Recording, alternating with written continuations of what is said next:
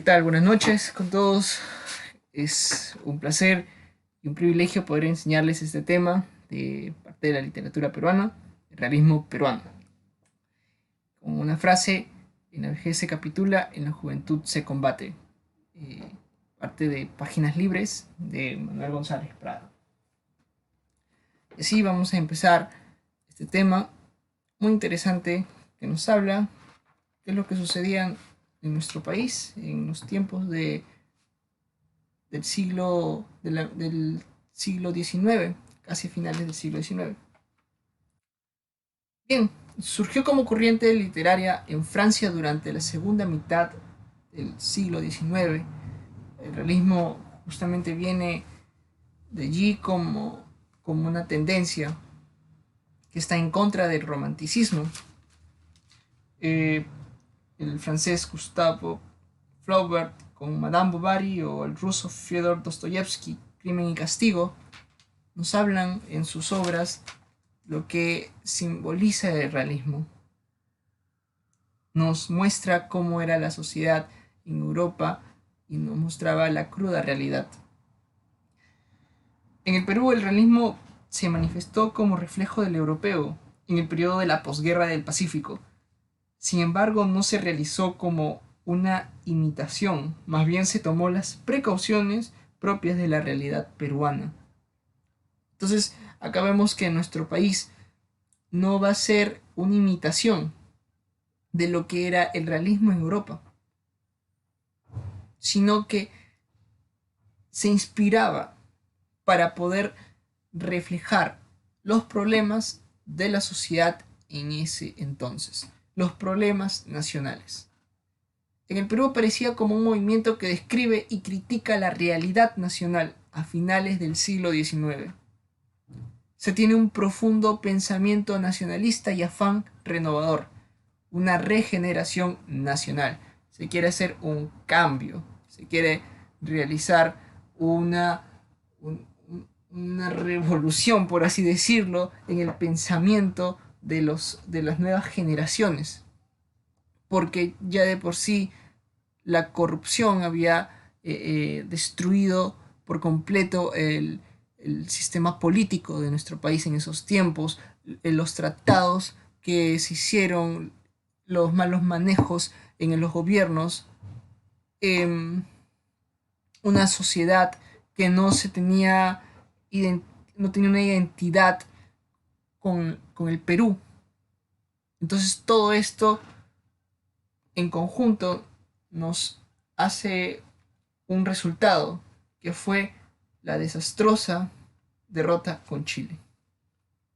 También vemos que en el campo intelectual la mujer va a ser presente porque necesita representantes y ya se estaba buscando. En el romanticismo no se podía mostrar esto, se muestra en el realismo peruano, porque ahí la mujer ya comienza a tener una actividad, una participación, ya comienza a verse activa en la sociedad peruana, con Mercedes Cabello de Carbonera, Clorinda Mato de Turner, Teresa González de Fanning y María Nieves y Bustamante. Acá tenemos justamente a Clorinda Mato de Turner en el lado izquierdo, en el centro el máximo representante Manuel González Prada, y también tenemos a nuestra representante Teresa González de Fanning.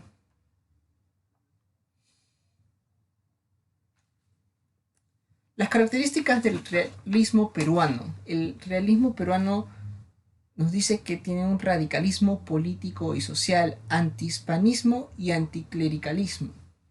Esto quiere decir que las costumbres del pasado, lo que era el poder de la Iglesia católica, el, el sistema de opresión hacia los indígenas, porque aún se seguía teniendo en partes de la sierra, se quería acabar de por sí con los nuevos pensamientos que traían esta tendencia que era el realismo peruano.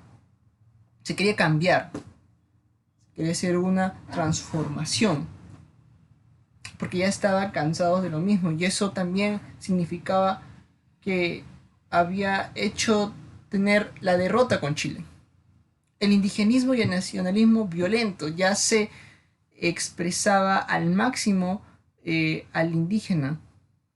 No se le mostraba en un papel de libre, sino que era sometido, oprimido. No había una identidad tampoco nacional. No se sentían peruanos. Todos tenían sus bandos.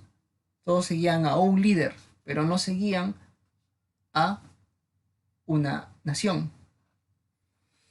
Censura el pasado y exaltación del futuro. Se quiere sustituir los temas fantásticos, los temas intimistas, legendarios, los temas que son subjetivos, que era el romanticismo en su máxima expresión. Porque se quiere describir al mundo real y exterior.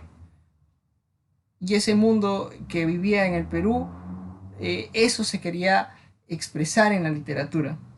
De allí el auge que experimenta la novela, el género literario más apto para explayarse en descripciones. La novela viene a ser muy importante en este periodo, porque allí es donde se va a describir cada cosa. Se va a dar detalle tras detalle de la realidad. Se intenta abarcar también los ámbitos familiares, los ámbitos sociales, qué es lo que mueve a los personajes, cómo es su realidad, qué es lo que piensan, cuáles son sus conflictos anímicos.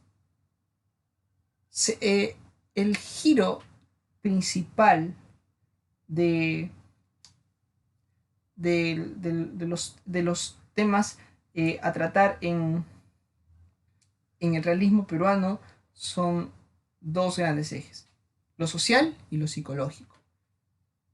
Las personas y cuál es su mundo interior. ¿Qué es lo que piensa?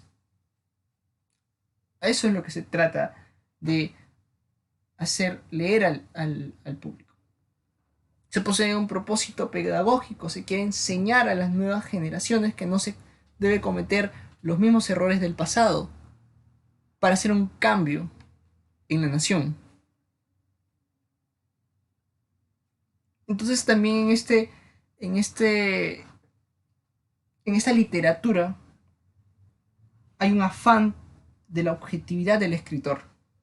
El escritor abandona su punto de vista, abandona su manera de ver las cosas para ver la historia tal como es. Qué precioso. Porque eso era lo que necesitaba nuestro país en esos tiempos, para darse cuenta de que no estaban viviendo en una nube, o que estaban teniendo en un mundo de fantasía, sino que tenía un grave problema y tenía que cambiarse. Una de las representantes, Clorinda Mato de Turner, nació en Cusco el 11 de noviembre de 1852. Su verdadero nombre era Grimanesa Martina Mato Usandivaras de Turner. Destacada escritora peruana, precursora del género indigenista. Una de sus obras más destacadas, Ave sin nido y Mazuma, Tradiciones cusqueñas, Índole y Herencia. Su maestro de Clorinda Mato de Turner fue el señor don Ricardo Palma.